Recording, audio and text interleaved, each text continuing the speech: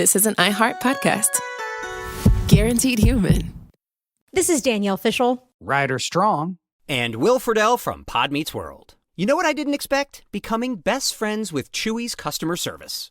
Oh, been there. I've chatted with them as late as midnight. They actually get pet people. And if Pickles or Lucky hate something, I just send it back. 100% satisfaction guarantee gives you a whole year to make a return. No questions asked. Meanwhile, I'm over here ordering everything for Bill and Brunch. Food, treats, beds, toys. Because Chewy has over 100,000 products to choose from. And it shows up in like a day. I mean, my dog Sammy thinks the delivery driver is her personal assistant, and I'm not sure she's wrong. It's not just for dogs and cats either. They've got stuff for birds, fish, reptiles. The list goes on and on. And the health side is huge for me, too. Prescriptions, pet insurance, telehealth vet visits. They're even opening vet clinics now. My cat pretends he doesn't care, but he benefits. Chewy just makes the whole pet parent thing easier. For life with pets, the answer is Chewy. Save $20 on your first order with free shipping at chewpanions.chewy.com/world.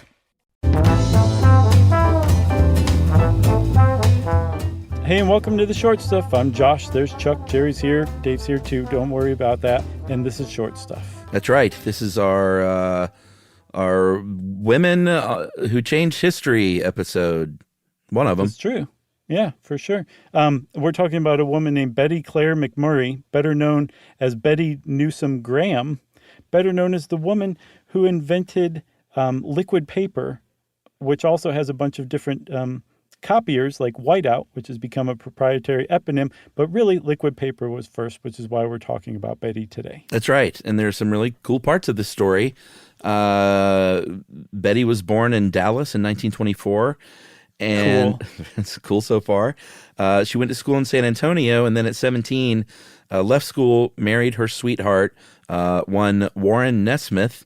And this is something I knew since I was a kid, is that really? Mike Nesmith of the Monkees was the heir to the liquid paper fortune because his mom invented it. Yeah, so I knew that he was an heir to a fortune. I had no idea which one. That's really awesome. Yeah, I don't know why I knew it back then. It was just one of those weird little facts that always stuck with me, that Mike from the Monkees, his mom invented liquid paper. And she did so largely, well, let's get to the story. She divorced not too long after she got married, just about 5 years. She got divorced in 1946. And so was a single mom with a kid, little Mike to support before he started making that Monkees dough. Mm-hmm. And eventually she got a job as a typist at Texas Bank and Trust. And there was a weird thing that happened with the ribbons that we talked about in the typewriter episode that was just out. They went from fabric to carbon, and the keyboards got a little more sensitive, and they realized that mistakes were easier to make in typing, and that carbon ribbon would smudge. You could sort of erase it with the fabric ribbons, but now you couldn't anymore. And she was like, I got to fix this because I'm tired of retyping my stuff. Yeah, I mean, imagine that. Imagine being a typist at an office and like you make one typo and you have to retype the entire sheet. Like at the very end. That was a thing. That was the thing. Yeah, at the very end in particular, right? So what she created, this liquid paper, which originally she called Mistake Out, was like a genuine godsend. For herself at first, she went home and she had been trained as a painter. Did you say that her mom had kind of taught her how to paint? No, but that kind of guided her life in a lot of ways, as we'll see. For sure. So she kind of took that knowledge and used what's known as a tempera paint, you know, the kind that they let preschoolers paint with? Mm-hmm. That's the same thing as liquid paper. And then she took a watercolor brush, put it in a little jar, and brought it to work. And in very short order, some of her colleagues, who were also typists and secretaries, said, give me some of that. Yeah, I'm making mistakes like crazy. She said, stop making mistakes then. No, right. She said, here. And she had actually even branded it. She started writing Mistake Out on the label early on. Mm-hmm. I think probably at first just as sort of like a fun thing to do. And then realized like, hey, people are actually using this stuff. She started to refine the process in her kitchen. This is kind of like an American dream story, like working on a product out of your house that eventually becomes like a multi-million-dollar business. And that's what happened. She had a paint company employee that apparently helped her out, and a chemistry teacher at a local high school that helped her out. Who would play him? The chemistry teacher? Yeah, I'm assuming it's a him. I don't know. What you got? Ed Harris? Nah, he's too salty. Too salty. No, that one multi-talented character actor, I can't remember his name. I think it's James, but he was like the guy in The Game. He's been in a million things. Totally no. The guy that you know what I'm talking about? Signed up Michael Douglas for The Game? Yes. Yeah, totally. Great character. Okay, good. He would be great as that guy. I like that. All right. He's cast as far as I'm concerned. Okay, so she puts all this together, and she's basically spending her nights and weekends working on just getting as many of these bottles together as possible, but also not making a lot of money. She hired Mike and his friends to fill bottles at like $1 an hour a piece, I think. And it wasn't until that she either quit her job at the bank or was fired from the bank for accidentally signing a business document with her business's name and address. Apparently didn't use mistake out on that. And when she was released from work one way or another, she was set free, and all of a sudden mistake out became like a big thing. So I say now, Chuck, we take a break and then come back and talk about how she built the business even further. Let's do it.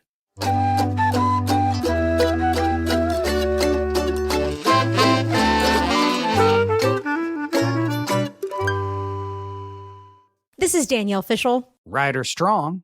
And Will Friedle from Pod Meets World. Let's talk Chewy. Yes. For starters, they've got over 100,000 products. Food, treats, toys, beds. And as a dog and a cat mom, I can go to Chewy for literally anything I need, and it ships fast. And Chewy's customer service is unreal. Day or night, they're ready to help. You know what else I love? They handle prescriptions, pet insurance, telehealth, vet visits, and they're rolling out vet clinics across the country. For life with pets, the answer is Chewy. Save $20 on your first order with free shipping at chewpanions.chewy.com/world. Joy is essential, and it's also elusive. You can't order it, you can't borrow it, or simply hope it into life. But now, there's a new and exciting way to start your journey toward a more joyful existence. Joy 101. It's a new podcast hosted by me, Hoda Kotb. Together, guys, we'll have meaningful conversations with the world's most fascinating people. Entertainment legends, sports icons, wellness experts, and everyday people will share how they find, allow, and experience joy. And I'll offer some of my own tips and takes on seeking a more balanced and harmonious life. If you're craving inspiration, support, and useful tools to maximize your joy, tune into these candid, uplifting, and moving on-air chats. Joy after a breakup, joy as an empty nester, joy after a loss, joy as a caretaker. This new podcast will speak to you. Listen to Joy 101 on the iHeartRadio app, Apple Podcasts, or wherever you get your podcasts.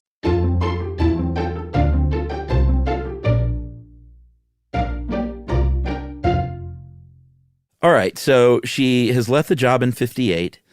Starts taking some meetings with some big corporations that are ordering bottles, like hundreds of bottles of liquid paper. And this is GE, IBM, some big corporations. Yeah. She applies for that patent, changes the name to Liquid Paper Company, and then starts doing that business thing, starts reinvesting the profits, goes from the kitchen to the backyard to a 4-room house, and then eventually gets remarried in 62 to a guy named Robert Graham, who kind of got super involved in the business, as we'll see, for better or for worse. Yeah. So in 1968, she's got 19 employees, corporate headquarters, automated operations, and that year she sold 1 million bottles of liquid paper, which is pretty great. By 1975, she's moved into a 35,000 square foot headquarters in Dallas, and the equipment that she's running can produce 500 bottles a minute. And there's something else that you should know about Betty Graham. She ran the company as a genuinely good person. Yeah. There was a library in the plant. Mm-hmm. There was a child care center in the plant. This is the mid-'70s, by the way. They didn't even come up with that idea until the 80s via the movie 9 to 5. Right. And she was already doing it. Yeah. She also was a patron of women and the arts and women who were also artists. Yeah, she set up a couple of foundations. One, in fact, a lot of the information from this came from the I think it's pronounced Gihon, Gihon Foundation. She founded way back in 1976, which combined her love of art with her support of women and feminism. She collected paintings and artworks by women. And then also the Betty Claire McMurray Foundation, which since 1978 has been supporting women in need. Right. Like if you need shelter or Right. counseling because you're being physically abused, or if you're a non-traditional student and you need a scholarship, like she definitely put her money where her mouth is, and she considered herself a feminist for sure. And so one of the other great things about her husband, Robert Graham, they divorced in 1975, I believe. Mm-hmm. And she ended up stepping down as chairperson from Liquid Paper. She built this really great company selling 25 million bottles at a time, spending $1 million in advertising. And she's like, this thing is going, it's fine. I'm going to go focus on my foundations. And Robert Graham was left along the board. And he did what can only be described as a hostile takeover. Yeah, it was not a pretty sight. She came out on the losing end at first. She was basically kicked out, wasn't allowed back on the premises of the company. They changed her formula, actually, so she couldn't even get royalties anymore, which is one of the biggest like scumbag moves of all time. So scumbag. And then still managed to sort of fight her way back in. She had some health problems, but finally managed to get control of the company again. And in 1979, with controlling interest, sold Liquid Paper to Gillette for almost $48 million. Pretty great. Yeah, she had the very famous quote when she finally regained control of her company, "Robert, get out of my office." That's what's going to happen in the movie. Who plays Robert? Okay, Robert Goulet. Okay. He does a great jerk. Have you ever seen Naked Gun 2.5? Yeah, but is he still with us?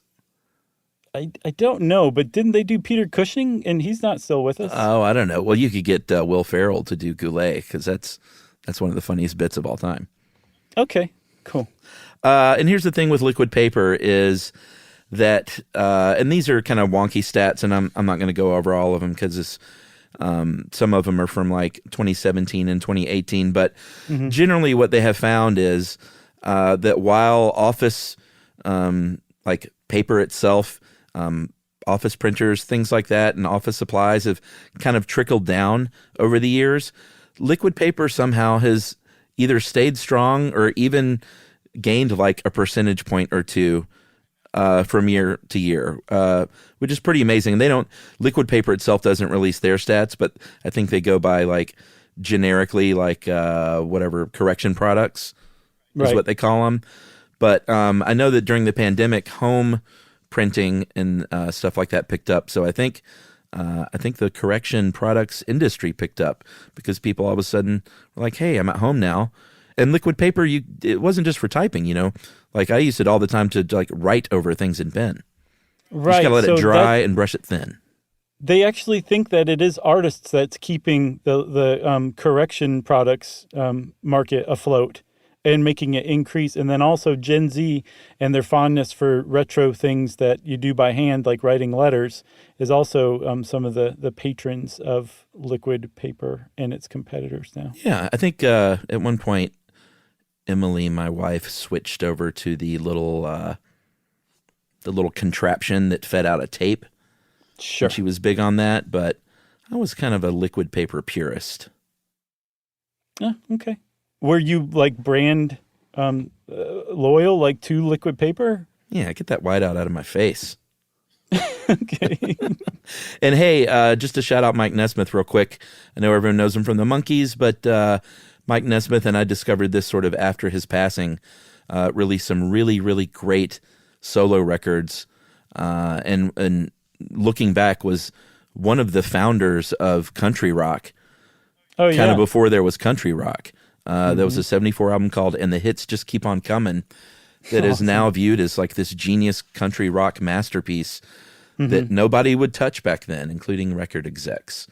Yeah, I remember like learning that he was really just kind of unhappy and stifled in the monkeys. Like if there was a sourpuss among the four, it was definitely Mike, and you can just tell by looking at him. But that was why. Like he was way more talented than he was allowed to be. Yeah, but he came around and embraced the monkeys later in life, which was also great. Good for him. Also, big ups to The Atlantic and David Graham for the article, and ThoughtCo and Mary Bellis, and then the Gihan Foundation. This is where most of this stuff came from. Very nice, Chuck. And big hats off to you for choosing this one. Thank you. Short Stuff is out.